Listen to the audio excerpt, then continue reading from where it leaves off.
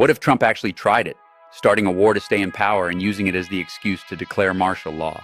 Picture the chaos. His supporters would cheer it on as strength. Cable news would melt down. Governors would panic. And Trump would frame it all as a temporary measure to protect America from some manufactured threat.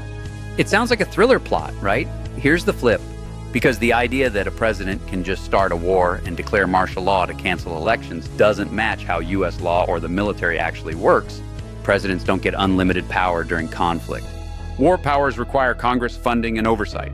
Even emergency declarations come with legal boundaries that courts can review. Martial law isn't a magic switch. It can be used in limited, targeted situations, not to suspend the Constitution, replace elections, or keep a president in office. The military has no legal authority to enforce political rule, alter the transfer of power, or intervene in elections, and every branch of the armed forces has publicly affirmed that they will not take unlawful orders to keep a leader in power. Starting a war wouldn't stop elections. Elections have taken place during the Civil War, during World War II, and during every major conflict in U.S. history. They aren't optional.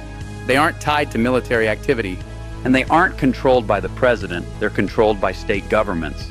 Even if a president tried to use a crisis to cling to power, the courts, Congress, governors, militias, state election systems, media, and international pressure would push back immediately. A unilateral attempt to stay in office would trigger investigations, injunctions, and criminal liability, not a second term. The truth is that the U.S. system was designed for one problem above all: to prevent a single person from seizing power. A president can cause damage, chaos, and division, but they cannot legally cancel elections, rewrite the Constitution, or command the military to keep them in the Oval Office. The scenario makes for shocking headlines, but it doesn't line up with law, the military, or history. Do the homework.